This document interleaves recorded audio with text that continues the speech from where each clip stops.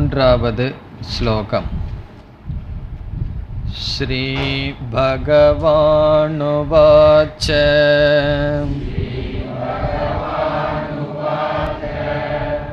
லோகேஸ்மின் த்விவிதா நிஷ்டா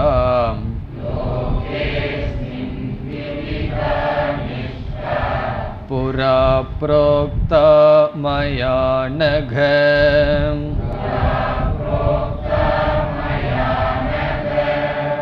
ஞானயோகேன சாங்க்யானாம்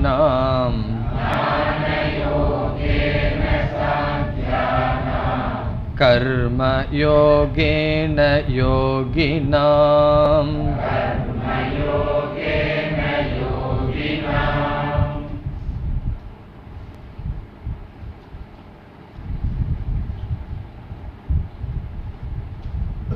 அர்ஜுனனுடைய கேள்வியானது கர்மயோகத்தை காட்டிலும் ஞானயோகம் உயர்ந்தது என்றால் என்னை எதற்காக கர்மயோகம் செய் என்று கூறுகிறீர்கள்? ஞானத்தினால் முக்தி என்று பகவான் கூறினார், கர்மயோகத்தினால் முக்தி என்று கூறவில்லை. அப்படி என்றால் கர்மயோகத்தினால் முக்தி இல்லை என்றால் ஞானயோகத்தினால் தான் முக்தி என்றால் என்னை ஏன் கர்மயோகம் செய்ய சொல்கிறீர்கள்? இந்த இரண்டில் ஏகம் ஒன்றை நிச்சயம் செய்து எனக்கு சொல்லுங்கள் என்று கேள்வியை கேட்டான். அதற்கு மூன்றாவது ஸ்லோகத்திலிருந்து பகவான் பதிலை ஆரம்பிக்கின்றார். இதனுடைய நேரடியான பதிலை நாம் சென்ற வகுப்பில் பார்த்தோம். கர்மயோகம் ஞானயோகம் என்று இரண்டு சாதனை இருக்கின்றது. ஞானயோகம் மோட்சத்தை கொடுக்கின்றது, கர்மயோகமானது ஞானயோகத்துக்கு தகுதியை கொடுக்கின்றது. அர்ஜுனனுக்கு தகுதி இல்லாத காரணத்தினால் கர்மயோகம் செய்ய வேண்டும், பிறகு ஞான யோகத்திற்கு வர வேண்டும் என்பதுதான் நேரடியான பதில். ஆனால் பகவான் ஒரு பதிலை நேரடியாக சொல்வதை விட்டுவிட்டு இது சம்பந்தமான சில கருத்துக்களை பகவான் பேசுகின்றார். முதல் வரியில் என்ன சொல்கின்றார்? லோகேஸ்மின் த்விவிதா நிஷ்டா. அஸ்மின் லோகே, இந்த உலகத்தில். அஸ்மின் லோகே என்றால் இந்த உலகத்தில். குறிப்பாக இந்த உலகத்தில் என்ற சொல்லினுடைய பொருள் இந்த மனுஷ்ய லோகத்தில் என்பது பொருள். மனிதர்கள் வாழ்கின்ற வாழ்க்கையில் என்பது பொருள். அஸ்மின் லோகே என்றால் மனித குலத்தில், மனிதர்களுடைய இந்த லோகத்தில். த்விவிதா நிஷ்டா, இரண்டு விதமான. த்விவிதா என்றால் இரண்டு விதமான. நிஷ்டா என்பதற்கு சென்ற வகுப்பில் என்ன பொருள் பார்த்தோம்? ஸ்திதிஹி, வாழ்க்கை முறை, லைஃப் ஸ்டைல். இரண்டு விதமான வாழ்க்கை முறை இந்த உலகத்தில். நிஷ்டா என்பது வாழ்க்கை முறை. என்ன இரண்டு விதமான வாழ்க்கை முறை என்று பார்த்தோம்? இல்லற வாழ்க்கை, துறவற வாழ்க்கை, சந்நியாச வாழ்க்கை என்று இல்லறம் சந்நியாசம் என்று இரண்டு நிஷ்டா வாழ்க்கை முறை. இங்கு த்விவிதா நிஷ்டா என்பது இல்லறத்தில் வாழ்கின்ற வாழ்க்கை, சந்நியாச வாழ்க்கை என்று இரண்டு விதமான லைஃப் ஸ்டைல், ஆசிரமத்தை குறிக்கின்றது. இதை நாம் பிரவிருத்தி மார்க்கம், நிவிருத்தி மார்க்கம் என்றும் கூறலாம், அல்லது சுருக்கமாக இல்லறம் துறவரம் என்று இரண்டு நிஷ்டையானது புரா புரோக்தா மயானக. ஹே அனக. அனக என்பது அர்ஜுனனை பார்த்து பகவான் அழைக்கின்றார். அகம் என்றால் பாபம், அனக என்றால் பாபமற்றவனே. ஹே பாபமற்ற அர்ஜுனா, இந்த இரண்டு விதமான வாழ்க்கை முறையானது புரா புரோக்தா. புரா என்றால் முன், ஆதி காலத்தில். இங்கு புரா என்ற சொல் சிருஷ்டியினுடைய துவக்கத்தில் என்பதை குறிக்கின்றது. இந்த சிருஷ்டி தோன்றும் பொழுது இந்த சிருஷ்டியினுடன் இந்த உபதேசமும் செய்யப்பட்டுள்ளது. புரா என்றால் சிருஷ்டி காலத்தில். புரோக்தா என்றால் சொல்லப்பட்டுள்ளது, உபதேசிக்கப்பட்டுள்ளது. யாரால்? மயா, என்னால். மயா என்றால் என்னால். மயா புரோக்தா, என்னால் சொல்லப்பட்டுள்ளது, சொல்லப்பட்டிருந்தது. எப்பொழுது? ஆரம்ப காலத்தில், இந்த அகில பிரபஞ்சத்தினுடைய சிருஷ்டி காலத்தில் என்னால் சொல்லப்பட்டது. இதை கேட்கும் பொழுது நமக்கு ஒரு சந்தேகம் வரலாம். என்ன சந்தேகம் வரலாம்? பகவானுடைய ஜென்மம் இப்பொழுது, முன்னாடி எப்படி பகவான் சொல்லியிருக்க முடியும் என்று சந்தேகம் நமக்கு வரலாம். இதே சந்தேகம் 4வது அத்தியாயத்தில் அர்ஜுனனுக்கு வருகின்றது. இந்த ஞான யோகம், கர்மயோகம் நான் சூரிய பகவானுக்கு உபதேசித்தேன்னு பகவான் சொன்னவுடன் சந்தேகம் வருகிறது. அப்பொழுதுதான் பகவான் 4வது அத்தியாயத்தின் துவக்கத்தில் அவதாரத்தினுடைய தத்துவத்தை எடுத்து விளக்குவார். ஆகவே அங்கு நாம் விளக்கமாக பார்க்கலாம். இந்த இடத்தில் மயா என்ற சொல்லுக்கு ஈஸ்வரேன, நான் ஈஸ்வர ரூபனாக இருந்து கொண்டு உபதேசம் செய்தேன்.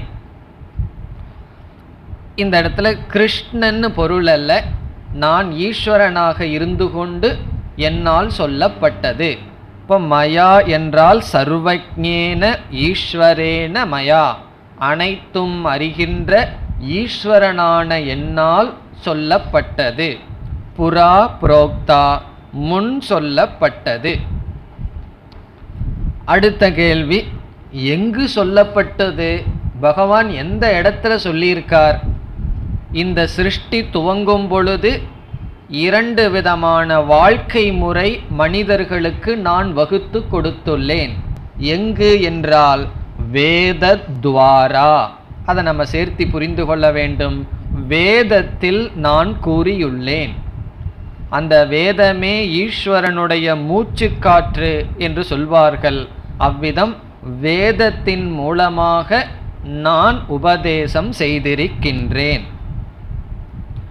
புரா என்றால் இந்த சிருஷ்டியினுடைய துவக்கத்தில் ஈஸ்வரனாக இருக்கின்ற நான் வேதத்தின் மூலமாக மனிதர்களுக்கு 2 விதமான வாழ்க்கை முறையை வகுத்து கொடுத்துள்ளேன். 2 விதமான வாழ்க்கை முறை இருக்கின்றது என்பதை நான் உபதேசம் செய்திருக்கின்றேன். எப்பொழுது? இந்த சிருஷ்டி துவங்கும் பொழுது. வேதம் என்பது என்ன? நாம் எந்த ஒரு பொருளை கடையிலிருந்து வாங்கினால் அந்த பொருளை எப்படி பயன்படுத்த வேண்டும் என்கின்ற இன்ஃபர்மேஷனோட தான் அந்த பொருளை வாங்குவோம். இப்போ புதிய மாடல் குக்கர் ஒன்று வந்திருக்குன்னு வச்சுக்குவோமே, அதை நம்ம வாங்கின உடனே அதை எப்படி பயன்படுத்த வேண்டும்ங்கிற மேன்ஸ்கிரிப்ட் அதில் இருக்கும். இப்படித்தான் அதை ஆப்ரேட் பண்ணணும். அல்லது புதிய டேப் ரெக்கார்டர் வருகிறது, அல்லது புதிய கம்ப்யூட்டர் வருகின்றது, அதில் என்னென்னலாம் அட்வான்ஸ்மெண்ட் வந்திருக்கு, அதை எப்படி பயன்படுத்தணும் என்கின்றதுடன் அதை நாம் வாங்குவோம். அப்படி இல்லாமல் அதை நம்ம ஹேண்டில் பண்ண என்ன ஆகும்னா அதை சரியாக பயன்படுத்த மாட்டோம். அதே போல பகவான் இந்த உலகத்தை படைச்சார் என்றால் அந்த உலகத்தோடு பகவான் இனி ஒன்றையும் சேர்த்து படைக்கணும். அது என்ன? இந்த உலகத்தை எப்படி ஹேண்டில் பண்ணணும், இந்த உலகத்தை எப்படி கையாண்டால் இதிலிருந்து நல்ல பலனை அடையலாம். அந்த புஸ்தகம்தான் வேதம் என்பது. இப்போ வேதம் என்றால் இந்த உலகத்தை நாம் எப்படி பயன்படுத்த வேண்டும் என்கின்ற அறிவை கொடுக்கின்ற புஸ்தகம். இப்போ இந்த வேதம்ங்கிற புஸ்தகம் இந்த ப்ராக்டிக்கல் லைஃபுக்கு ஒத்து வராதுன்னு சில பேர் பேசுவார்கள். ஜஸ்ட் கான்ட்ரடிக்ஷன், முரண்பாடு. வேதம் எதற்காக இருக்கின்றது? இந்த உலகம் நம்முடைய வாழ்க்கையோட பிராரப்த கர்மத்தினுடன் இந்த சரீரத்தை எடுத்து உலகத்துக்கு வந்திருக்கோம். எப்படி வாழ வேண்டும், எப்படி வாழ்ந்தால் உலகத்திலிருந்து முழுமையான நன்மையை நாம் அடைவோம், அதை விளக்குவது வேதம். ஆகவே பகவான் கூறுகிறார், வேதத்தின் மூலமாக இந்த சிருஷ்டி துவங்கும் பொழுதே மனிதர்களுக்கு 2 விதமான லைஃப் ஸ்டைல், வாழ்க்கை முறையை நான் வகுத்து கொடுத்து இருக்கின்றேன். இதில் 4 ஆசிரமம் நாம் படித்துள்ளோம். பிரம்மச்சரிய, கிருஹஸ்த ஆசிரமம், வானப்பிரஸ்த ஆசிரமம், சந்நியாச ஆசிரமம் என்று. அதுவும் வேதத்தில் சொல்லப்பட்டுள்ள ஒரு வகைதான். இங்கு அதையே பகவான் சுருக்கமாக பிரவிருத்தி நிவிருத்தி என்று சொல்கிறார். பிரம்மச்சரிய ஆசிரமத்தில் தர்ம ஞானத்தை படிச்சுட்டு பிறகு கிரகஸ்தாசிரமத்திற்குள்ள போய் அந்த தர்மப்படி வாழ வேண்டும். பிறகு எந்த ஒரு நிவிருத்தியும் உடனடியாக சடனா வராது. ஆகவே படிப்படியாக கிரகஸ்தாசிரமத்திலிருந்து விலகி வானப்பிரஸ்த ஆசிரமம், பிறகு சந்நியாச ஆசிரமம். இதில் எது முற்றிலும் வேறுபட்டது, 2ம் வேறுபட்ட டைரக்ஷனில் இருப்பது என்றால் இல்லற வாழ்க்கையும் துறவற வாழ்க்கையும். ஆகவே அந்த 2ஐ இங்கு பகவான் குறிப்பிடுகின்றார்.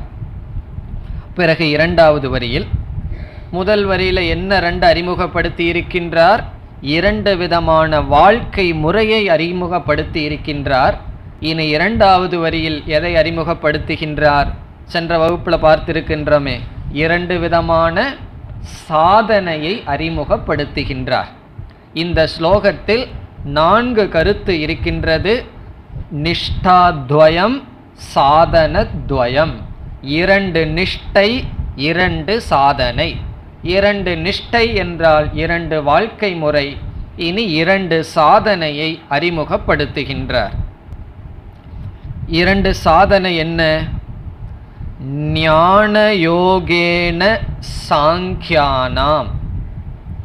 சாங்கியானாம் என்பது சந்நியாசினாம். சந்நியாசிகளுக்கு ஞான யோகேன நிஷ்டா அப்படிங்கிற வார்த்தை எடுத்து இங்க பூர்த்தி செய்ய வேண்டும். ஞான யோகேன நிஷ்டா. நிஷ்டா இஸ் ஈக்குவல் டு ஸ்திதிஹி, இருத்தல். ஞான யோக சாதனையை பின்பற்றி இருத்தல் ஒரு விதமான சாதனை. யாருக்கு? சந்நியாசினாம், சந்நியாசத்தை எடுத்து கொண்டவர்களுக்கு, சந்நியாசிகளுக்கு. சாங்கியானாம், சந்நியாசிகளுக்கு ஞான யோகேன நிஷ்டா, ஞானயோகம் என்கின்ற சாதனையை எடுத்து கொள்ளுதல். பிறகு கர்மயோகேன யோகினாம். யோகினாம் என்ற சொல்லுக்கு இல்லறத்தில் இருப்பவர்களுக்கு, பிரவிருத்தி மார்க்கத்தில் வாழ்பவர்களுக்கு, கிரகஸ்தர்களுக்கு கர்மயோகேன ஸ்திதிஹி அல்லது நிஷ்டா. கர்மயோகம் என்கின்ற சாதனையை எடுத்துக்கொண்டு வாழ்வது இல்லறத்தில் இருப்பவர்களுக்கு என்று ஞானயோகம், கர்மயோகம் என்று 2 சாதனை என்னால் கொடுக்கப்பட்டுள்ளது. இப்போ 2வது வரியில 2 சாதனையை சொல்லியிருக்கார். கர்மயோகம் என்பது ஒரு சாதனை, ஞான யோகம் என்பது ஒரு சாதனை. முதல் வரியில் இல்லறம் என்கின்ற வாழ்க்கை முறை, துறவரம் என்கின்ற வாழ்க்கை முறை. இங்க எப்படி நம்ம இதை சம்பந்தப்படுத்த வேண்டும் என்றால், பகவானே சம்பந்தப்படுத்தி இருக்கார். இல்லறம் என்கின்ற வாழ்க்கை முறை ஒருவன் எடுத்துக்கொண்டு கர்மயோகம் என்ற சாதனையை செய்ய வேண்டும். பிறகு துறவரம் என்ற வாழ்க்கை முறையை ஒருவன் மேற்கொண்டு ஞான யோகம் என்கின்ற சாதனையை ஒருவன் மேற்கொள்ள வேண்டும். அப்படி ஒருவன் மேற்கொண்டால் என்ன நடக்கும்? இல்லறத்துக்கு வருகின்றான், கர்மயோகப்படி வாழ்க்கையை வாழ்கின்றான். பிறகு கர்மயோகம் என்கின்ற சாதனையினுடைய சாத்தியம் என்னவாக சென்ற வகுப்பில் பார்த்தோம். கர்மயோகம்ங்கிற வாழ்க்கையினுடைய சாத்தியம் ஞான யோகம் என்கின்ற சாதனைக்கு வருகின்றோம். அப்ப அந்த ஞான யோகம் செய்ய முடிதல் என்பதே சாத்தியம், கர்மயோகம்ங்கிற சாதனையினுடைய பலன். பிறகு என்ன செய்ய வேண்டும்? அவன் சந்நியாச வாழ்க்கையை எடுத்துக்கொண்டு ஞான யோகம் என்ற சாதனையை செய்தால் அவன் எதில் முடிவான்? மோக்ஷம் என்கின்ற புருஷார்த்தத்தில் அவனுடைய வாழ்க்கை முற்று பெறும். நம்மளுடைய வாழ்க்கை முற்று பெற்றதா இல்லையா என்றால், கடைசி காலத்தில் சந்தோஷமாக மூச்சை விடுறோமா, அல்லது எல்லாத்தையும் விரும்பியோ அல்லது வெறுத்தோ. ரொம்ப வீட்டில் இருக்கிறவங்கெல்லாம் நல்லா கவனிச்சிட்டாங்க அப்படின்னா போகிறதுக்கு மனசு வராது. யார் கவனிக்கல அப்படின்னா எல்லாத்தோடையும் வெறுப்போடு போவோம். அப்படி விருப்பு வெறுப்போடு நம்ம போகிறோமா, அல்லது விருப்பு வெறுப்பு இல்லாமல் மன நிறைவோடு இந்த உலகத்தை விடுகின்றோமா? அந்த மனநிலைதான் அது. அந்த நிலை எதை ரிஃப்ளெக்ஷன்னா, நம்ம முழு ஜீவிதம் எப்படி வாழ்ந்தோம் அது அந்த கடைசி காலத்தில் வர்ற ரிஃப்ளெக்ஷன். ஆகவே எப்படி இந்த உலகத்தை விடுகின்றோம் என்றால், இந்த வாழ்க்கை முறை, இந்த சாதனையை ஒருவன் செய்தால் அவன் மகிழ்ச்சியாக இந்த உலகத்தை விட்டு அவன் ஞான நிஷ்டை அடைந்திருந்தால் முக்தனாக ஆகின்றான், விதேக முக்தியை அடைகின்றான். இதுதான் இங்க பகவான் கொடுத்த ஸ்கீம். 2 வாழ்க்கை முறை, 2 சாதனை. அதை ஒவ்வொன்றுக்கும் பகவான் கனெக்ஷன் கொடுத்தார். சாங்கியானாம் ஞான யோக, யோகினாம் கர்மயோக என்று சொன்னார். இதற்கு பிறகு நாம் விசாரம் செய்ய வேண்டும். இதில் சில சந்தேகங்கள் நமக்கு வரலாம், அல்லது இதில் பல குழப்பங்கள் இருந்து வருகின்றது. என்ன குழப்பம் என்றால், 2 நிஷ்டைக்கும் 2 சாதனைக்கும் அர்ஜுனனுக்கும் உலகத்தில் உள்ள பலருக்கு குழப்பம் வந்திருக்கின்றது. மனிதர்கள் அல்லது ஒரு சாதகர்கள் எதில் குழம்பி இருக்கிறார்கள் என்றால், நிஷ்டையையும் சாதனையையும் குழப்பி விட்டார்கள். இங்கு பகவான் என்ன சொல்லியிருக்கார்? இல்லறம்னு ஒரு வாழ்க்கை முறை, துறவரம் என்று ஒரு வாழ்க்கை முறை இருக்கின்றது. அதில் சில தர்மங்கள் இருக்கின்றது. இல்லறத்திலேனா பஞ்சமகா யஜ்ஞம் செய்யணும், பணம் சம்பாதிக்கலாம், தானம் பண்ணணும், யஜ்ஞம் பண்ணணும் நல்லா சொல்லியிருக்கு. சந்நியாசினா என்ன? சந்நியாசிக்கு இனி ஒரு பெயர் சித்தான்னக. சித்தான்னகன்னு சொன்னால் அவர்களுக்கு அன்னம் சித்தமாக வருகின்றது. சமையல் பண்ண வேண்டிய அவசியம் கிடையாது, பிக்ஷை எடுக்கலாம், சம்பாதிக்கணுங்கிறது கிடையாது, பாரிவிராஜகனாக வாழலாம். அவர்களுக்கு ஒரு தர்மம் இருக்கின்றது.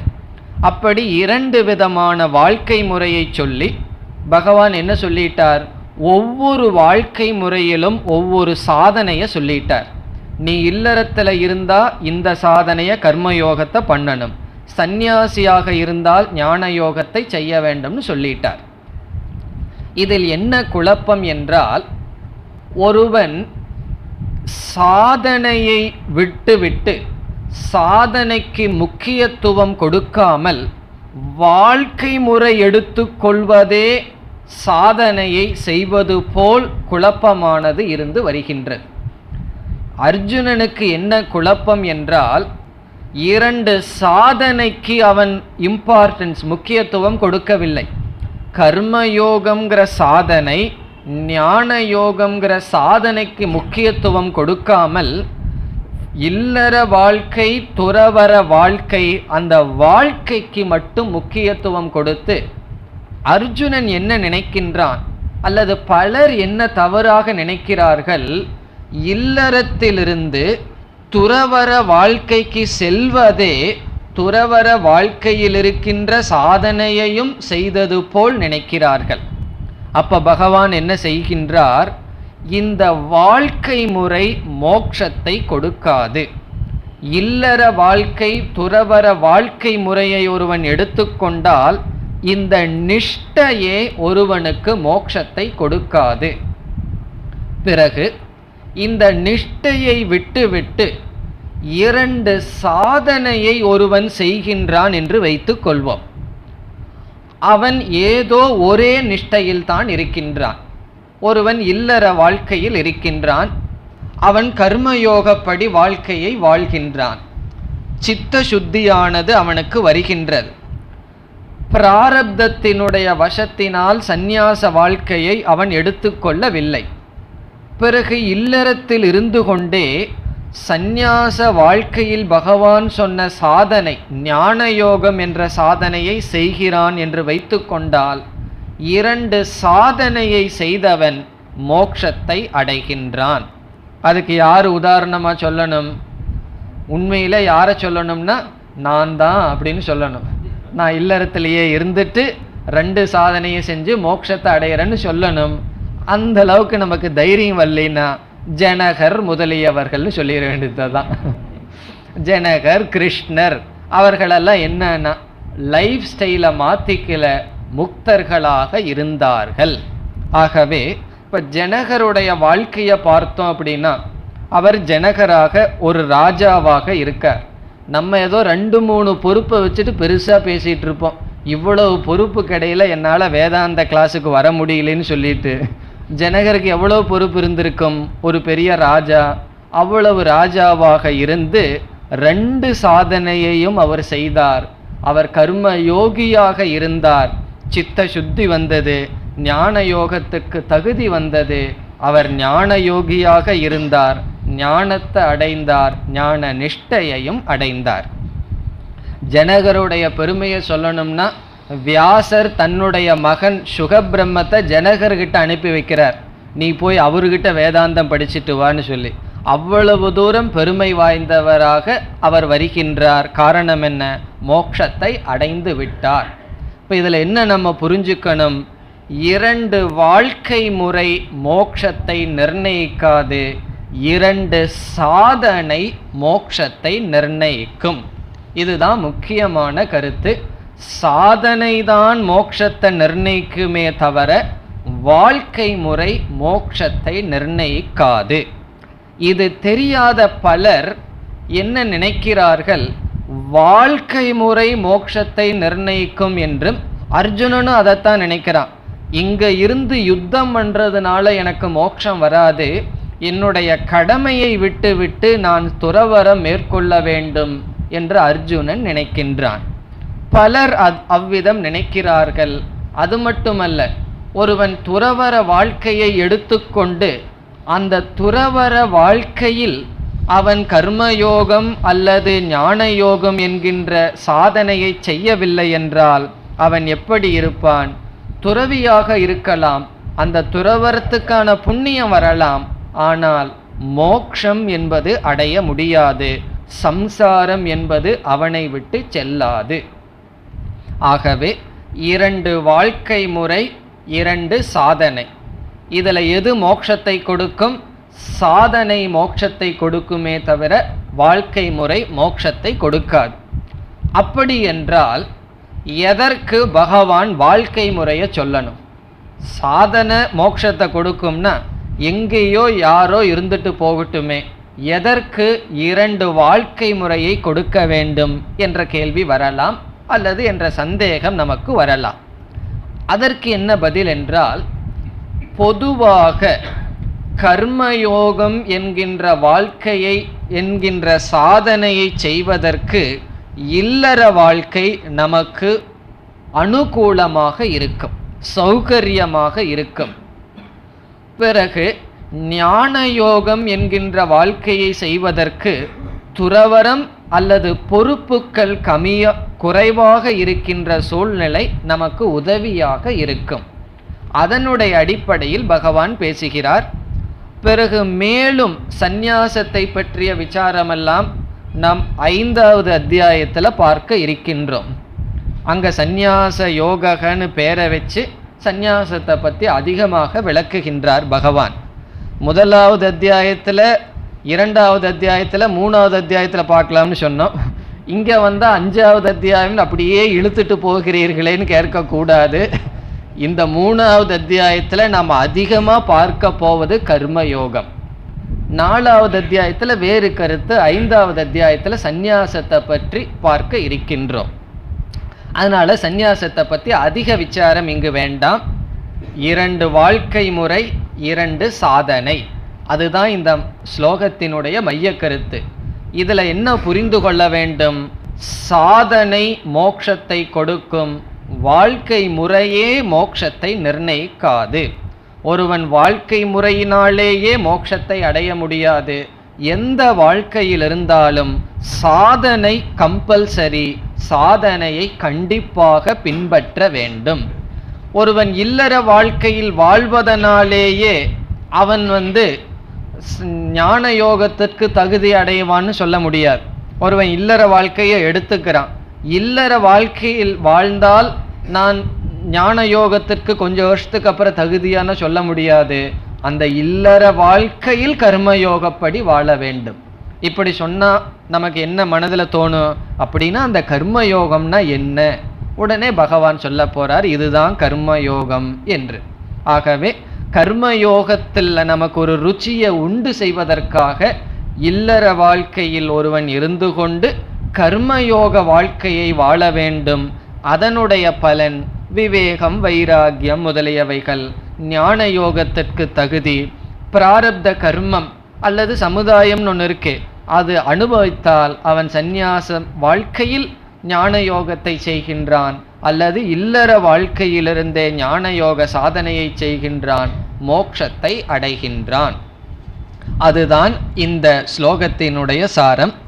இதில் ஞானயோகேன சாங்கியானாம் கர்மயோகேன யோகினாம்னு சொன்னார். ஞான யோகம் என்பதற்கு என்ன லட்சணம், கர்மயோகம் என்பதற்கு என்ன லட்சணம் என்று இப்பொழுது பார்க்கலாம். இதில் முதலில் ஞான யோகம் என்ற வாழ்க்கை என்ற சொல்லை எடுத்துக்கொள்ளலாம். அதில் யோகக என்ற சொல்லுக்கு என்ன பொருள் என்று பார்க்கலாம். இப்ப நம்ம எடுத்துக்கொண்ட சொல் ஞான யோகக. இதில் யோகக என்றால் சேர்ப்பது என்பது பொருள். யோகக என்றால் தட் விச் யுனைட்ஸ், யுஜ்யதே, எது நம்மை கொண்டு சேர்க்குமோ அதற்கு பெயர் யோகக. எது நம்மை கொண்டு சேர்க்குமோ அது யோகக.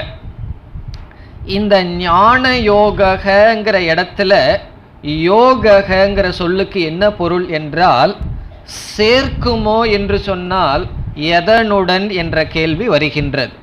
எதனுடன்? யுஜ்யதே பிரம்மணாசக, பிரம்மத்துடன் எது சேர்க்குமோ அது யோகம். யுஜ்யதே பிரம்மணாசக அனேன சாதனேன இது யோகக. இப்போ யோகங்கிறதுக்கு என்ன டெரிவேஷன்? இதைத்தான் நிருக்தி என்று சொல்வது, எட்டிமாலஜி. யோகம் என்றால் யுஜ்யதே அனேன, எது சேர்க்குமோ அது யோகம். இங்கு யோகம் என்ற சொல்லுக்கு பொருள் பிரம்மத்துடன், பிரம்மணாசக யுஜ்யதே, பிரம்மத்துடன் எது நம்மை கொண்டு சேர்க்குமோ அது யோகம். அப்ப யோகம்ங்கிற சொல்லிலிருந்து என்ன அர்த்தம் நமக்கு கிடைக்கின்றது? யோகக இஸ் ஈக்குவல் டு பிரம்மத்துடன் சேர்ப்பது. நம்மைய ஜீவாத்மாவை பிரம்மத்துடன் சேர்ப்பது யோகம். அடுத்த சந்தேகம், எது பிரம்மத்துடன் சேர்ப்பது? முன்னத்த சொல் என்ன? ஞான யோகக, ஞானம் ஏவ யோகக. இப்ப ஞானம்ங்கிற சொல் எதை குறிக்கின்றது? ஞானமானது பிரம்மத்துடன் நம்மை சேர்க்கின்றது. இப்ப ஞான யோகங்கிற இடத்துல யோகங்கிற சொல்லுக்கு மட்டும் பொருள் பிரம்மத்துடன் சேர்ப்பது. பிரம்மத்துடன் எது நம்மை சேர்க்கும்? ஞானம் நம்மை பிரம்மத்துடன் சேர்க்கும். இப்ப ஞானம் பிரம்மத்தோட நமக்கு நம்மை சேர்க்கிறதுன்னு சொன்னா, இப்பொழுது பிரம்மத்திற்கும் ஜீவாத்மாவுக்கு இடைவெளி எதனால இருக்க முடியும்? அஞ்ஞானம். ஜீவாத்மாவுக்கும் பரமாத்மாவுக்கும் இடைவெளி அஞ்ஞானம். அஞ்ஞானம்ங்கிற இடைவெளி இருக்கின்றது. அந்த இடைவெளியை நீக்கி ஞானம் என்ன செய்கின்றது? பிரம்மத்துடன் சேர்க்கின்றது. அப்ப ஞான யோகம் என்ற சொல்லுக்கு என்ன பொருள்? யோகம்ங்கிற சொல்லுக்கு பொருள் பிரம்மத்துடன் சேர்க்கும். ஞான யோகம் என்றால் ஞானம் என்ற சாதனை பிரம்மத்துடன் சேர்க்கும். அதான் ஞான யோகம். ஏன்னா இதற்கு பிறகு நம்ம ஞான யோகம் கர்ம யோகம்னு சொல்லிகிட்டே இருப்போம். அப்போ நமக்கு தெளிவாக தெரிந்திருக்க வேண்டும். இனி அடுத்த சொல்லுக்கு வருவோம். கர்ம யோக, அதனுடைய அர்த்தம் என்ன? இந்த இடத்துல யோகங்கிற சொல்லுக்கு ஞான யோகத்துடன் சேர்க்கும் என்பது பொருள்.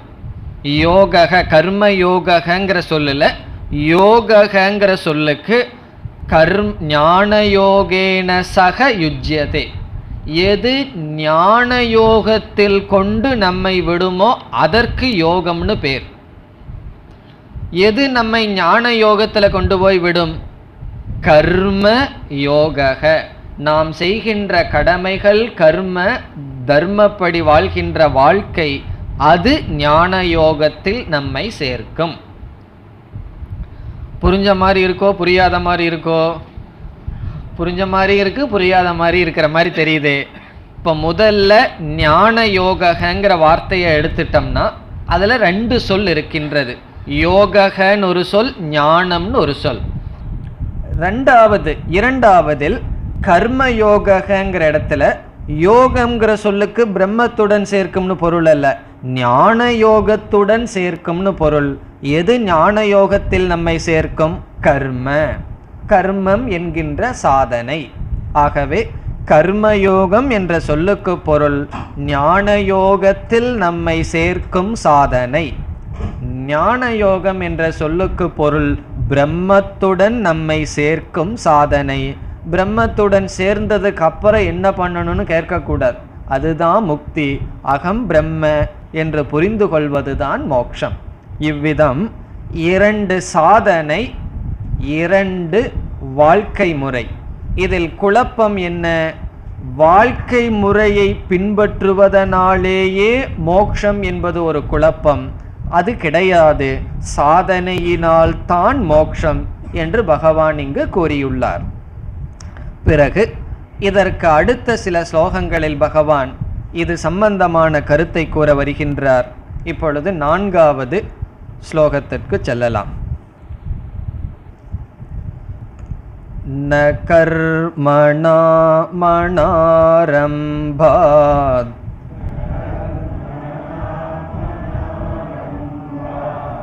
நைஷ்கர்ம்யம் புருஷோஷ்ணுதே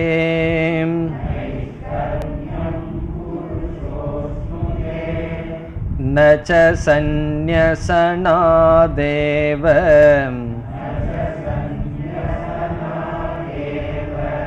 சித்திம் சமதிகச்சதி.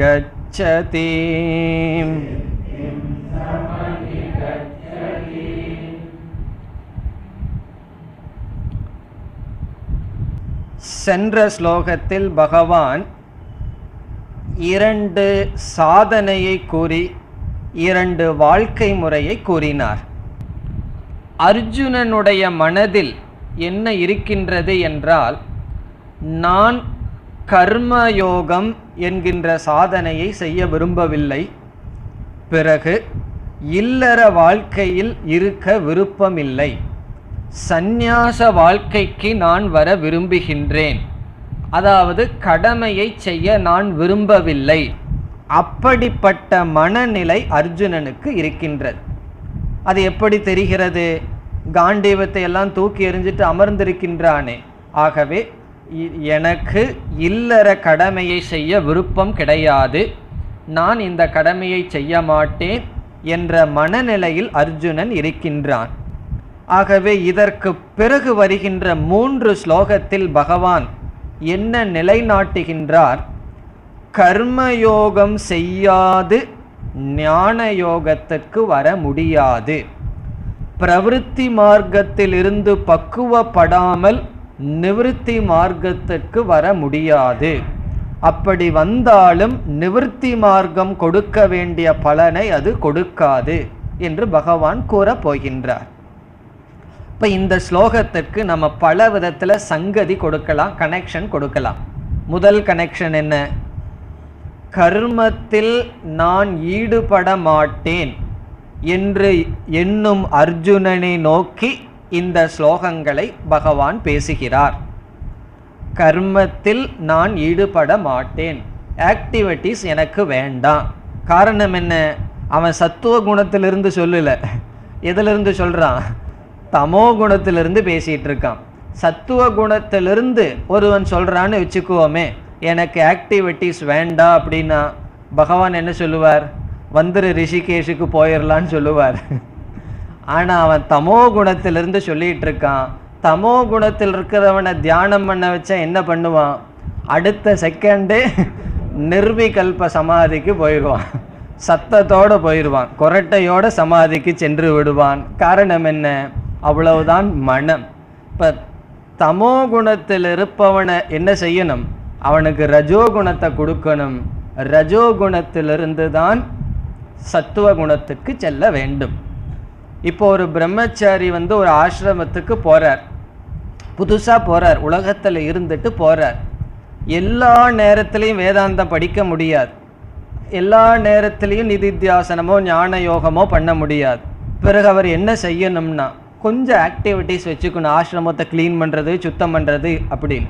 அப்படி இல்லைன்னா என்ன ஆகும்னா கொஞ்ச நேரம் படிப்பார், மீதி நேரமெல்லாம் தூங்கிட்டே இருப்பார். அப்போ தமோ குணத்திலிருந்து நம்மை நிவர்த்தி செய்வதற்கு நமக்கு முன்னாடி ஒரு பொறுப்பு இருந்தால் தான் அந்த புத்தியானது ரஜோகுணத்துக்கு வரும், பிறகு அது சத்துவ குணத்துக்கு செல்லும். ஆகவே இந்த ஸ்லோகங்களில் பகவான் எதற்கு பதில் சொல்கின்றார்? நான் கடமையை செய்ய மாட்டேன், எனக்கு ஆக்டிவிட்டிஸ் பொறுப்புகள் வேண்டாம், கர்மத்தில் நான் ஈடுபட மாட்டேன் என்று நினைத்து கொண்டிருக்கின்ற அர்ஜுனனை நோக்கி இந்த ஸ்லோகங்களை சொல்றார். இந்த ஸ்லோகங்களினுடைய பொருளை படித்தா பிறகு இந்த சம்பந்தம் நம்ம கொடுக்குற இந்த 3 கனெக்ஷன் கொடுக்க போகிறோம், அது எப்படி சரி என்பது நமக்கு புரியும். அல்லது இரண்டாவது விதத்தில் இந்த ஸ்லோகத்திற்கு சங்கதினா கனெக்ஷன், சம்பந்தம் கொடுக்க வேண்டும் என்றால், கர்மயோகமானது செய்துதான் ஞான யோகத்திற்கு ஒருவன் செல்ல முடியும், செல்ல வேண்டும். கர்மயோகம் செய்யாமல் ஞான யோகத்திற்கு ஒருவன் செல்ல முடியாது என்பதை இந்த 3 ஸ்லோகத்தில் பகவான் காட்டுகின்றார். முதலில் அர்ஜுனனுடைய மனசோட நம்ம பார்த்தோம், கர்மம் செய்ய விரும்பாத அர்ஜுனனுக்கு இந்த பதிலை சொல்றார். அல்லது கர்மயோகம் செய்துதான் ஞான யோகத்திற்கு ஒருவன் செல்ல முடியும் என்ற தத்துவத்தை விளக்குவதற்கு இந்த கருத்துக்களை பகவான் பேசுகிறார். இனி மூன்றாவது சங்கதி, மூன்றாவது விதத்தில் கூற வேண்டுமென்றால், இந்த ஸ்லோகங்களிலிருந்து நமக்கு கிடைப்பது ஏற்கனவே பார்த்த கருத்துதான். சாதனைதான் மோட்சத்தை கொடுக்குமே தவிர பிறகு வாழ்க்கை முறை மோட்சத்தை நிர்ணயிக்காது. ஒருவன் இல்லற வாழ்க்கை, துறவற வாழ்க்கைன்னு வாழ்க்கை முறை மோட்சத்தை நிர்ணயிக்காது, சாதனைதான் மோட்சத்தை நிர்ணயிக்கும். இந்த கருத்தை விளக்குவதற்கு இந்த ஸ்லோகங்கள் வருகின்றது. என்னென்ன கருத்தை விளக்குவதற்கு? நான் கடமையில் ஈடுபட மாட்டேன்னு அர்ஜுனன் நினைச்சா இந்த ஸ்லோகங்கள். ஒன்று, கர்மயோகத்தை ஸ்கிப்பு பண்ணிட்டு ஞான யோகத்திற்கு நான் போறேன்னு அர்ஜுனன் நினைத்தால் தவறு. கர்மயோகத்தின் மூலமாகத்தான் ஞான யோகத்திற்கு போக முடியும். மூன்றாவது, இந்த சாதனை இரண்டும் கம்பல்சரி. கர்மயோகம் ஞான யோகம் இரண்டும் தேவை. பிறகு வாழ்க்கை முறை மோட்சத்தை நிர்ணயிக்காது. இந்த 3 கருத்தும் விளக்குவதற்காக இந்த ஒவ்வொரு ஸ்லோகத்திலும் ஒவ்வொரு காரணத்தை பகவான் கூறுகின்றார். இனி இந்த 4வது ஸ்லோகத்தில், இந்த 3 ஸ்லோகத்தில் 4, 5, 6 ஒவ்வொரு ஸ்லோகத்திலும் ஒவ்வொரு கருத்தை பகவான் கொடுக்கிறார், ஒவ்வொரு லாஜிக்கு கொடுக்கிறார், ஒவ்வொரு தர்க்க ரீதியாக அல்லது அனுபவ ரீதியாக காரணத்தை காட்டுறார். எதற்கு காரணத்தை காட்டுறார்? நம்ம சொன்ன இந்த 3 கருத்துக்கும். அது என்ன 3 கருத்து? இப்போ தானே பார்த்தோம். நான் கடமையை செய்ய மாட்டேன்னு நினச்சா அது தப்பு. கர்மயோகம் மூலியமாகத்தான் ஞான யோகத்துக்கு போக வேண்டும். இந்த 2 சாதனை கம்பல்சரி. இதை நிலைநாட்டுவதற்காக ஒவ்வொரு ஸ்லோகத்திலும் ஒவ்வொரு காரணத்தை கொடுக்கின்றார். இந்த ஸ்லோகத்தில் என்ன காரணத்தை கொடுக்கிறார் என்றால், கர்மம் செய்யாமலிருத்தல் ஒரு சாதனை அல்ல. Inaction is not a means என்பதை பகவான் கொடுக்கின்றார். அதாவது கர்மம் செய்யாமலிருத்தலே மோட்சத்திற்கு சாதனை அல்ல. நான் மோட்சத்தை அடையணும்னா என்ன பண்ணணும்னா சும்மா இருப்பது மோட்சத்தை அடைவதற்கு சாதனை அல்ல. பிறகெல்லாம் ரொம்ப புகழ்ந்து சொல்கிறாங்களே, சும்மா இருக்கிற சாமியாருக்கு 2 பட்ட சாதம், அந்த கதையெல்லாம் உங்களுக்கு தெரிஞ்சிருக்கும். சும்மா இருக்கிறது அவ்வளவு சுலபம் இல்லையே, பெரிய மகான்களெல்லாம் சும்மா இருந்து சுகம் காண்பது எக்காலம்னு பாடி வச்சிருக்காங்களேனா, அது உண்மையிலேயே சும்மா இருத்தல் அப்படிங்கிறது ஞான யோகத்தினுடைய பலன். ஞான யோகத்தினுடைய பலன்தான் சும்மா இருத்தல். இந்த சும்மா இருக்கிறத சாதனையா செய்யக்கூடாது, செய்ய முடியாது. அது நம்ம சும்மா இருக்கணும். இப்போ சும்மா இருக்கிறதுக்கு என்ன பண்ணணும்னா என்ன பதில் சொல்றது? பேசுறதுக்கு என்ன பண்ணணும்னா வாயத்தோரன்னு சொல்லலாம். மௌனமா இருக்கிறதுக்கு என்ன பண்ணணும்னா என்ன சொல்றது? நீ ஒன்றும் பண்ணாம இருந்தீன்னா அதுக்கு பேர் தான் மௌனம். அப்படி நான் சும்மா இருக்க முடியலையே, சும்மா இருக்கிறதுக்கு என்ன பண்ணணும்னு சில பேர் வந்து கேட்பார்கள். அல்லது சில பேர் வந்து கேட்பார்கள், எப்படி உங்களால் சும்மா இருக்க முடியுதுன்னு. ஏதாவது காரியம் பண்ணுறது எப்படி பண்ண முடியுதுன்னா பதில் சொல்லலாம். எப்படி சும்மா இருக்க முடியுதுன்னு என்ன சொல்கிறது? சும்மா இருக்கிறேன், அதனால சும்மா இருக்க முடியுது, அவ்வளோதான். ஆகவே சும்மா இருப்பதே மோட்சத்தை கொடுக்காது. அதை பகவான் இங்கு சொல்கின்றார். ஒரு செயலை ஆரம்பிக்காமல் இருப்பதே அதை கடந்து வந்தது அல்ல என்பதை இங்கு காட்டுகின்றார். இப்போ இந்த செயல், இந்த ஸ்லோகத்தினுடைய சாரம் என்ன? அபாவக. அபாவம்னா ஒன்றும் செய்யாமல் இருப்பது மோட்சத்திற்கு ஒரு மீன்ஸ் அல்ல, ஒரு உபாயம் அல்ல. இது நம்ம சில சமயம் நினச்சிட்டு இருக்கோம், ஒன்றும் செய்யாமல் பேசாமல் சும்மா இருக்கிறது தான் மீன்ஸ். நமக்கு முன்னாடி பொறுப்புகள் செயல் இருந்தால் அது மோட்சத்துக்கு தடைன்னு நினைக்கிறோம். அடுத்த ஸ்லோகத்தில் சொல்லுவார் சும்மா இருக்க முடியாதுன்னு சொல்லுவார். இந்த இடத்துல என்ன சொல்றார்? பேசாமல் இருத்தல், கர்மத்தை ஆரம்பிக்காமல் இருத்தல் மோட்சத்துக்கு காரணம் அல்ல. பிறகு என்ன காரணம்னு கேட்டால் என்ன பதில் சொல்லுவோம்? ஞான யோகம், கர்மயோகம், அந்த 2 சாதனை தான் காரணமே தவிர சும்மா இருத்தல் காரணம் அல்ல. அது எப்படின்னா, நமக்கு ஒரு கஷ்டம் வந்திருக்கு அல்லது ஒரு நஷ்டம் வந்திருக்கு வியாபாரத்தில், அதற்காக குறித்து துயரப்படுறோம். அந்த துயரப்படுறது அந்த ஒரு நெருக்கடியிலிருந்து நாம் மீண்டு வருவதற்கு ஒரு மீன்ஸா, ஒரு காரணமா? இவ்வளவு தூரம் துக்கப்பட்டா எனக்கு இந்த கஷ்டம் போயிருன்னா சந்தோஷமாக துக்கப்படலாம். காரணம் என்ன? அவ்வளோ துக்கப்பட்டா கஷ்டம் போயிருமே. ஆனால் துக்கப்படுதல் என்பது துக்கமான சூழ்நிலையிலிருந்து வருவதற்கு ஒரு உபாயம் அல்ல. பிறகு என்னன்னா, அந்த சூழ்நிலையிலிருந்து வர்றதுக்கு என்ன உபாயத்தை பண்ணணுமோ அதை செய்யணும். அதே போல செயலற்று இருத்தல், செயலற்ற நிலைக்கு வருவதற்கு உபாயம் அல்ல. அந்த செயலற்ற பிரம்மனை நான் புரிந்து கொள்வதற்கு செயலற்ற நிலையில் இருப்பது உபாயம் அல்ல. எப்படி உதாரணம்?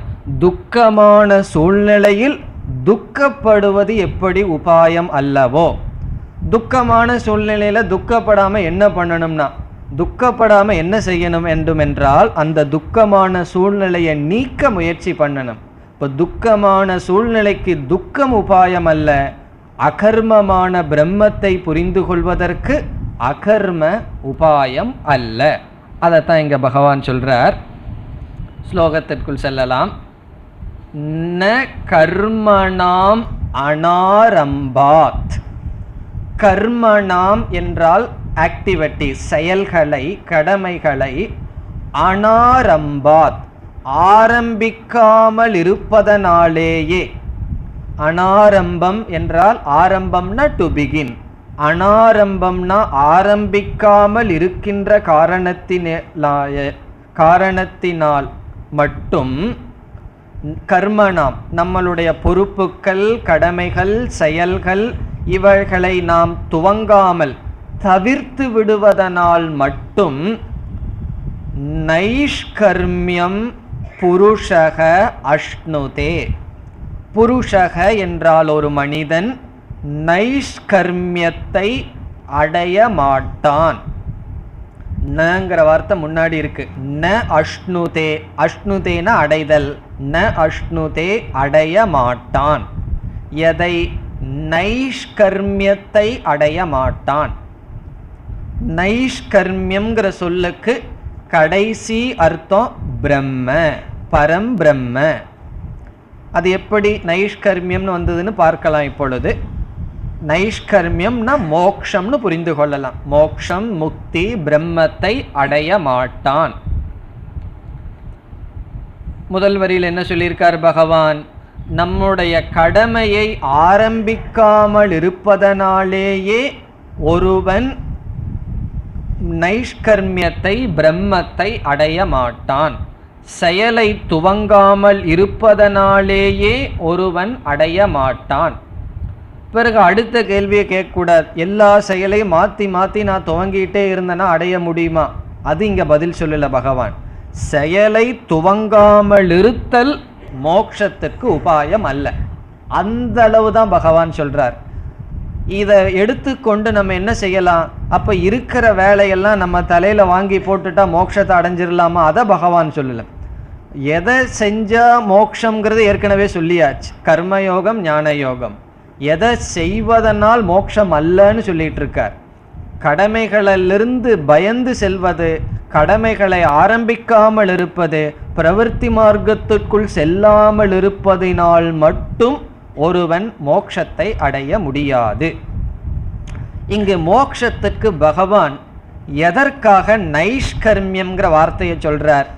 இங்கேயே ஒரு அழகான கான்ட்ரடிக்ஷனோட பகவான் விளக்கிறார். நிஷ்கர்மா, கர்ம என்றால் ஆக்டிவிட்டீஸ், செயல்கள். நிஷ்கர்ம என்றால் செயல் இல்லாதது. நிஷ்ங்கிற சொல் செயல் இல்லாதது. இப்போ கர்ம என்றால் ஆக்டிவிட்டீஸ், செயல். நிஷ்கர்ம என்றால் செயல் இல்லாதது. நிஷ்கர்மணக பாவக நைஷ்கர்மியம், செயலில்லாமல் இருத்தல் என்கின்ற ஸ்டேட்டஸ், அதற்கு பெயர் நைஷ்கர்மியம். இப்போ நைஷ்கர்மியம் என்ற சொல்லினுடைய டிரான்ஸ்லேஷன் செயலற்ற தன்மையில் இருத்தல். அது எதை குறிக்கின்றது? எது செயலற்றதாக இருக்கின்றது? பிரம்ம, பரம்பொருள். ஏன்னா அந்த பரம்பொருளுக்கு உபனிஷத்து நிஷ்கிரியம், நிஷ்கலம் என்றெல்லாம் சொல்கிறது. இப்போ பிரம்மத்திற்கு லட்சணம் நிஷ்கிரியம், கிரியா அற்றது. இது உபனிஷத்தினுடைய வார்த்தை. அதைத்தான் பகவான் இங்கு நைஷ்கர்மியம்ங்கிற சொல்லல சொல்றார். இந்த முதல் வரியில பகவான் எப்படி சொல்றார்? செயலை ஆரம்பிக்காமல் இருத்தல் செயலற்ற நிலைக்கு காரணம் ஆகாது. இதனுடைய கான்ட்ரடிக்ஷன், முரண்பாடு நமக்கு புரிகின்றதோ? செயலற்ற நிலையை நாம் அடைய வேண்டும். இப்போ செயலற்ற நிலையை அடைய வேண்டும்னா என்ன உபாயம்? செயலற்று இருக்க வேண்டும். இங்க பகவான் எப்படி சொல்றார்? செயலற்று இருப்பது செயலற்ற நிலையை அடைவதற்கு காரணம் ஆகாது. இப்போ இதிலிருந்து என்ன தெரிகின்றது? செயலற்று இருப்பது, செயலற்ற நிலையில் இருக்கின்ற பிரம்மத்தை புரிந்து கொள்ள வேண்டும் என்றால் பக்குவமில்லாமல் செயலற்ற நிலையை நீ எடுத்து கொள்ளக்கூடாது. செயலற்றது என்பது பலனாக வர வேண்டும். சந்நியாசத்தை ரெண்டா சொல்லுவோம். ஒரு சந்நியாசம் சில சாதனைக்காக எடுத்துக்கொள்கின்ற துறவு. உண்மையான சந்நியாசம்ங்கிறது பலனாக நமக்கு வர வேண்டும். அது என்னன்னா, நான் எதையும் செய்தவன் அல்ல, எதையும் விட்டவன் அல்ல. எதையாவது விடுறவன்னு சொன்னா ஏற்கனவே அதை நான் பிடிச்சிருக்கணுமே. எதுவுமே என்னுடையது அல்லன்னா எதை விடுவேன், எதை நான் எடுத்துக்கொள்வேன்? ஆகவே இந்த சாதனை ரெண்டு. நிஷ்கர்மம்னா செயலற்ற நிலை. என்னை சுற்றி எவ்வளவு செயல்கள் நடந்தாலும் அதில் எதிலும் நான் சம்பந்தப்படாதவன். அசங்கக அகம். இந்த ஞான நிஷ்டை, அதைத்தான் நைஷ்கர்மியம்னு சொல்றார். இப்போ நைஷ்கர்மியம்னு சொன்னா நம்மை சுற்றி எத்தனையோ நடக்குது. இந்த புயலுக்குள்ள இருக்கிற ஐன்னு சொல்லுவார்கள். பெரிய புயல் காற்றுக்குள்ள மையத்துல ஒரு அமைதி இருக்குமா, அதுல இருந்துட்டான் அப்படின்னா அவனை சுத்தியும் புயல் இருக்கு, அவனிடத்தில் இல்லை. இப்ப நம்ம சுற்றியிலும் செயல்கள், அந்த சுற்றியிலும் சொல்லும்போது நம்முடைய சரீரம், மனம், புத்தி இவைகள் உட்பட அது செயல் இருக்கு. ஆனா அதற்குள்ள ஒரு அவேர்னஸ், நான் எதோடும் சம்பந்தப்படாதவன். இந்த ஸ்டேட்டஸ், இந்த பக்குவத்தை கர்மத்தை துவங்காமல் அடைய முடியாது. அப்ப இதுல இருந்து அர்ஜுனனுக்கு என்ன உபதேசம் பண்றார்? நீ பேட்டில் ஃபீல்ட், நீ யுத்த களத்திலிருந்து ஓடினால் அங்க போய் யாரை தியானம் செய்து கொண்டிருப்பான்? சகுனியையும் துரியோதனனையும் மனதில் தியானம் செய்து கொண்டு இருப்பான். காரணம் என்ன? துவேஷத்துடன் பயத்துடன் செல்கின்றான், தியாகமாக பக்குவத்துடன் அவன் செல்லவில்லை. ஆகவே முதல் வரியில சொல்றார், நீ கர்மத்தை செய்ய மாட்டேன் என்று நினைத்தால் அது தவறு. செய்யாமல் செயலின்மை செயலற்ற பிரம்மத்தை புரிந்து கொள்வதற்கு காரணம் அல்ல. பிறகு அதே கருத்தை இரண்டாவது வரியிலும் சொல்றார், நச சந்நியசனாத். சந்நியசனாத் என்றால் சந்நியாசாத், சந்நியாசத்தில் நாள் மட்டும். சந்நியசனாத் என்றால் இந்த சனாத்துங்கிறதுக்கு புதிய அர்த்தம் கிடையாது. சந்நியாசாத், சந்நியாசத்தினால் மட்டும்.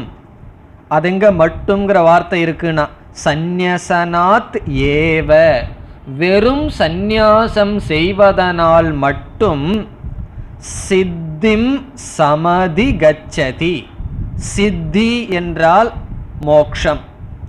முன் வரியில நைஷ்கர்மியம்னு சொன்னார், இந்த இடத்துல பகவான் வேற வார்த்தையை சொல்றாரு, சித்தி, அக்காம்ப்ளிஷ்மெண்ட், வாழ்க்கையில் அடைகின்ற முடிவு. அந்த சித்தியை ந சமதி கச்சதி, ஒருவன் அடைய முடியாது. சித்தி என்றால் என்ன? இந்த இடத்துல சித்தின்னு சொன்னா பிரசித்தமான பொருள் எல்லாம் இருக்கு. சித்தினா ஏதோ பவர், அதெல்லாம் அர்த்தம் அல்ல. சித்தி என்றால் பரம புருஷார்த்த சித்தி, மோக்ஷத்தை அடைதல், வாழ்க்கையில் அடைய வேண்டிய லட்சியத்தை அடைதல். அதை ஒருவன் அடைய முடியாது. எதனால்? சந்நியசனா தேவ, சந்நியாசத்தினால் மட்டும் ஒருவன் அடைய முடியாது. அது எப்படின்னா, சில சந்நியாசிகளை பார்த்தா இது வாழ்க்கையில பகவான் சொன்னது உண்மை என்பது நமக்கு தெரிகின்றது. ஆகவே சந்நியாச வாழ்க்கை எடுத்துக்கொள்வதனால் மட்டும் ஒருவன் மோட்சத்தை அடைய முடியாது. இப்போ ரிஷிகேஷ்ல சந்நியாசிகள், பெரிய பெரிய மகாத்மாக்கள் இருந்தார்கள், இருக்கிறார்கள், இருப்பார்கள். அதில் சந்தேகமே கிடையாது. ஏன்னா அந்த இடம் தபோபூமி, தபத்திற்காக இருந்தார்கள். பிறகு என்ன ஆச்சுன்னா, அங்கே பெரிய பெரிய மகாத்மாக்கள் சந்நியாசிகள் இருக்கிறார்களே, அவர்கள் உணவுக்காக இருக்கிற இடத்துக்கு கஷ்டப்படக்கூடாதுன்னு ஆசிரமங்கள் உணவு, யாரெல்லாம் சந்நியாச ட்ரெஸ்ஸில் வர்றாங்களோ அவங்களுக்கெல்லாம் ஈவன் இன்னைக்கும் உணவு காலையிலையும் மாலையும் உணவு கொடுக்கப்படுகிறது. இப்போ யாரோ இந்த அகதிகளெல்லாம் சில பேர் சேர்ந்தார்கள். அது எங்கேயோ போயிட்டு நேபாளிலேருந்து யாரோ வந்தார்கள் ரிஷிகேஷ். அவர்கள் பார்த்தார்கள், உணவு கிடைக்கணும்னா ஒரே ஒரு வழி என்னன்னா, காவி ட்ரெஸ் ரொம்ப சீப்பாக கிடைக்கிறது, அதை எடுத்து போட்டுட்டோம் அப்படின்னா உணவு கிடைச்சிருது. அதுக்கப்புறம் என்ன வேலை செய்யலான்னு பின்னாடி பார்க்கலான்னு சொல்லி, நிஜமாலுமே நடந்த விஷயம். ரொம்ப அகதிகள் என்ன செய்தாட்டார்கள், அப்பா மகன் மனைவி மக்கள் எல்லாத்துக்கும் உணவை கொடுத்துட்டு பிக்ஷைக்கு தனித்தனி ஆசிரமத்துக்கு போயிடுவார்கள். கொண்டு சேர்ந்து வச்சு சாப்பிட்டு வாழ்க்கை வாழ்ந்தார்கள். சிலர் அப்படி வாழ்கிறார்கள்லாம். அவங்கள பார்த்தா நமக்கு என்ன தோணும்? சந்நியாசிகள். அந்த சந்நியாசத்தினால என்ன அடைய முடியும்னா, சந்நியசனாத் ஏவ. நம்ம சந்நியாசின்னு சொல்விக்கலனாலேயோ அல்லது சந்நியாச ஆசிரமத்தை எடுத்துக்கொள்வதனால் மட்டும் ஒருவன் மோட்சத்தை அடைய முடியாது. உங்களுக்கெல்லாம் ரொம்ப ஒரு பெரிய ஆறுதல் கொடுத்த மாதிரி இருக்கும். உண்மைதான், அதில் உண்மையும் இருக்கின்றது, பொய்யும் இருக்கின்றது. என்ன பொய்னா, அதுக்கு வேண்டி வீட்டிலேயே உட்கார்ந்துட்டு இருந்துடலாமா? அதுவும் தவறு. வீட்டில் இருக்கலாம், பிராரப்த வசத்துல வீட்டில் இருக்கலாம். பிராரப்தம் இல்லை அப்படின்னு சொன்னா அங்கும் அசங்கமாக இருக்க வேண்டும். ஆனால் சந்நியாசத்தினால் மட்டும் பகவான் சொல்றார் ஒருவன் மோட்சத்தை அடைய முடியாது. பிறகு எதற்கு சந்நியாசம்னா அதெல்லாம் வேறு பிரச்சனை. சந்நியாசமே மோட்சத்தை கொடுக்காது. எது மோட்சத்தை கொடுக்கும்? ஏற்கனவே பகவான் சொல்லிவிட்டார். கர்மயோகம்ங்கிற சாதனை, ஞான யோகம் என்கின்ற சாதனை. இந்த இரண்டு சாதனை மோட்சத்தை கொடுக்கும். அதுதான் இந்த முதல் பகுதியில் நம்ம மனதுக்குள்ள ஆழ்ந்து போக வேண்டிய கருத்து இதுதான். அதனால தான் நான் தெரிஞ்சே திரும்பி திரும்பி சொல்லிட்டு இருக்கேன். இதுக்கு சும்மா அதையவே சொல்லிட்டு இருக்காரே ஒரு கிளாஸில் அப்படின்னு பார்க்கக்கூடாது. ஏன் சொல்றதுன்னு சொன்னால் அது புனருக்தி தோஷம். தெரிஞ்சே ரிப்பீட் பண்ண வேண்டியது இருக்கின்றது. காரணம் என்ன? பலர் நினைக்கிறார்கள் பொறுப்புல அமர்ந்திருப்பதே சம்சாரம், பொறுப்பை விடுவது சாதனை என்று. பகவான் சொல்றார் பொறுப்பை விடுறது சாதனை அல்ல. அது எந்த விதத்திலும் மோட்சத்தையோ அல்லது சித்த சுத்தியையோ அது நமக்கு கொடுக்காது. பிறகு எது மோட்சத்தை கொடுக்கும்னா இரண்டு சாதனைகள் தான் மோட்சத்தை கொடுக்கும். இல்லறத்துல இருக்கிறதே சித்த சுத்தியை கொடுக்காது. இல்லறத்துல இருந்து கர்மயோகத்தை பண்ணணும். சந்நியாச வாழ்க்கையையே மோட்சத்தை கொடுக்காது. சந்நியாசத்திற்குள் வந்து ஞான யோகத்தை செய்ய வேண்டும். இப்போ ஒருவன் ரொம்ப பக்குவமானவன் சந்நியாசத்திற்கு வந்திருக்கான்னு வச்சுக்கோமே, அவனுக்கு ஒரு சில குறைகள் இருக்கின்றது என்று வைத்துக்கொள்வோம்.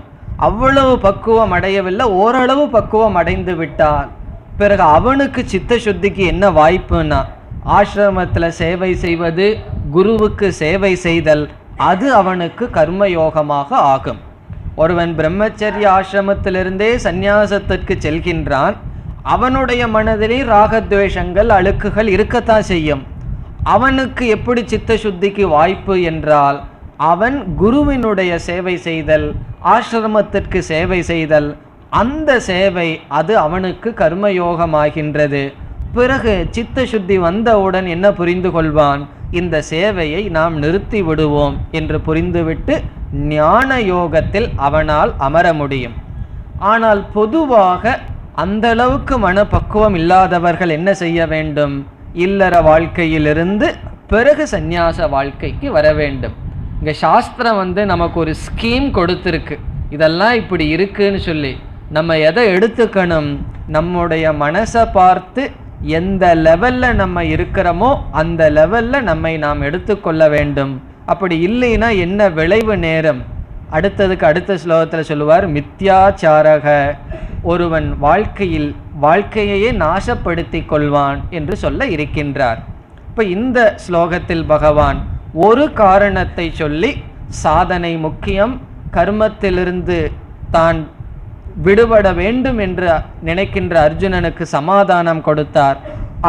அடுத்த 2 ஸ்லோகத்திலும் ஒவ்வொரு காரணத்தை சொல்லி இதே கருத்தை பகவான் நிலைநாட்டுகின்றார். அவைகளை அடுத்த வகுப்பில் பார்க்கலாம். ஓம் பூர்ணமத பூர்ணமிதம் பூர்ணாத் பூர்ணமுதச்யதே பூர்ணஸ்ய பூர்ணமாதாய பூர்ணமேவாவசிஷ்யதே. ஓம் சாந்தி சாந்தி சாந்தி.